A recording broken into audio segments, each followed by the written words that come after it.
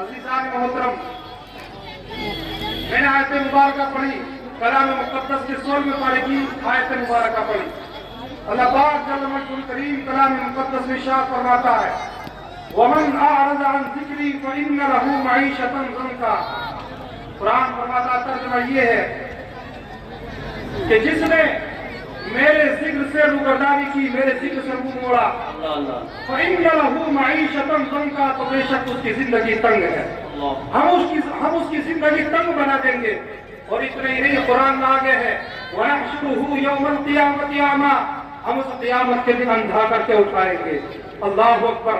عزیزان محترم، اس موقع پر علماء یہاں پر تشریف فرما ہے، مفسرین نے یہاں پر اس آیت مبارکہ میں ذکری سے مراد نماز کو لیا گیا۔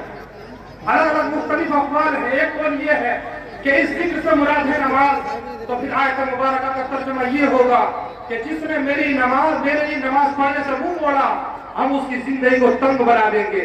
عزیزان محترم، میں آپ سے ایک سوال کرنا چاہتا ہوں، میں آپ سے ایک بات پوچھنا چاہتا ہوں۔ آپ اس دنیا میں نہ جانے کتنے ایسے شیخ دیکھے ہوں گے کہ جو نمازوں سے دور ہیں مگر بے شمار مال و دولت والے ہیں، بے شمار ان کے پاس مال و دولت ہے۔ جناب والا ظاہری اعتبار سے ان کی زندگی تنگ نہیں ہے، ظاہری اعتبار سے بڑے خوشحال ہیں، وہ ان کے پاس بڑی مال و دولت ہے، مگر قرآن کہتا ہے کہ جس نے میرے ذکر سے منہ کو موڑا، قرآن کہتا ہے ہم اس کی زندگی کو تنگ کر دیں گے۔ عزیزان محترم، تو پھر مطلب کیا ہے؟ حالانکہ ہم دوسری جانب دیکھتے ہیں کہ مال و دولت کے انبار ہیں، مال و دولت کے چٹے ہیں، مگر اس کے باوجود ان کو قرآن کہتا ہے کہ زندگی کو ہم ان کی تنگ کر دیں گے۔ حالانکہ آپ ظاہری اعتبار سے دیکھتے ہو جو اہل سبب ہیں، جو مال و دولت والے ہیں، ظاہری اعتبار سے ان کی زندگی تنگ نہیں ہے، تو پھر آیت مبارکہ کا مطلب کیا ہوا؟ عزیزان محترم سنو، تو مفسرین کرام اس سلسلے میں یہ بیان کرتے ہیں، پھر آیت مبارکہ کا مطلب اور مقصد یہ ہے کہ جناب والا مال تو ہوگا مگر انہیں کھٹا لگا ہوگا کہ یعنی کہیں مال ختم نہ ہو جائے، یہ مال تباہ و برباد نہ ہو جائے۔ مال تو ہوگا، دولت تو ہوگی، مگر انہیں کھٹا لگا ہوگا کہ آپ کہیں سے اور مال میرے پاس جمع ہو، ابھی مال تھوڑا ہے اور زیادہ مال آ جائے گا، پھر بھی گھٹا لگا رہ جائے گا کہ ابھی مال تھوڑا ہے، اور اس کے دل میں کوشش رہے گی کہ اور مال اکٹھا ہو، یعنی ایک اعتبار سے اس کا دل پریشان رہے گا، اس کے دل میں یہ تنگی رہ جائے گی کہ ابھی مال کم ہے۔ میں کہتا ہوں جناب والا یہ دنیا ہے، دنیا، اس دنیا میں بڑے سے بڑے امیر کے شوق پورے نہیں ہوئے، اس کا جو ہے اس کا کبھی پیٹ نہ بھرے اس دولت سے، اس کے دل میں یہ رہتا ہے، اس کے دل میں یہ بات رہتی ہے کہ ابھی مال اور جمع ہو جائے۔ قرآن نے اسی بات کو کہا ہے کہ جس نے میرے ذکر سے منہ موڑ لیا ہم اس کی زندگی کو تنگ کر دیں گے۔ مطلب یہ ہے زندگی ان کی تنگ ہوگی، مال و دولت تو ہوگا مگر دل میں پریشانی رہ جائے گی، دل میں غم رہ جائے گا، دل میں جو ہم کو سکون نہیں ہوگا۔ ہاں سکون ملے گا تو کہاں ملے گا؟ قرآن سے پوچھو، قرآن کہتا ہے الا بذکر اللہ تطمئن القلوب، اگر سکون تلاش کرنا ہے تو اللہ کے ذکر کو کرنا ہے۔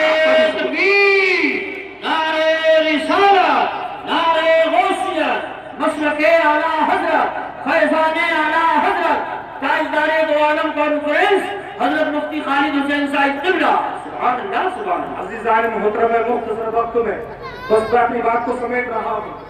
ہم اور آپ انتہائی پرفتن دور میں ہیں۔ یہی وہ دور ہے کہ جس کے متعلق میرے آقا نے فرمایا کہ ایک زمانہ وہ آئے گا کہ جس زمانے میں ایمان پر چلنا آگ کے انگاروں پر چلنے سے زیادہ مشکل ہوگا، آگ کے انگاروں پر چلنے سے زیادہ مشکل ہوگا۔ عزیزان محترم، ہم اور آپ اسی زمانے میں، اسی وقت میں زندگی گزار رہے ہیں کہ ہم اور آپ چاہتے ہوئے بھی گناہوں کے کام سے بچ نہیں پاتے ہیں۔ انسان بچنے کی کوشش کرتا ہے تو اس کے اہل عیال گناہوں میں ڈھکیل دیتے ہیں، اس کے دوست و احباب گناہوں میں ڈھکیل دیتے ہیں، اس کے رشتہ دار گناہوں میں ڈھکیل دیتے ہیں۔ میرے آقا نے بالکل سچ فرمایا کہ جناب والا زمانہ آئے گا کہ جس زمانے میں ایمان پر چلنا آگ کے انگاروں پر چلنے سے زیادہ مشکل ہوگا۔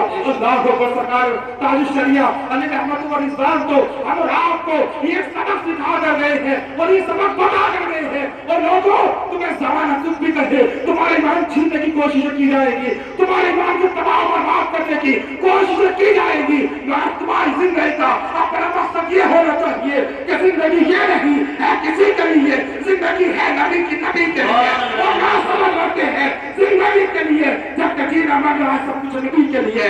ایسا لو یہاں منکر و 4 دن مر کے ترس ہو گئی زندگی کے لیے، مر کے ترس ہو گئی زندگی زندگی کے لیے عزیزان محترم شریع علی رحمۃ اللہ علیہ نے یہ ہمیں سبق دیا کہ اپنی زندگی میں اپنے نبی سے محبت کو، عشق کو سب سے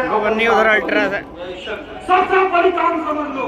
قسم خدا کی اگر رسول اعظمی رسول ہاشمی علیہ السلام سے اگر محبت آپ کے دلوں میں ہے تو آپ کی زندگی کامیاب ہے، یہ دنیا بھی کامیاب ہے اور انشاءاللہ آخرت میں بھی آپ کو بڑا سہارا دے گی یہ بات.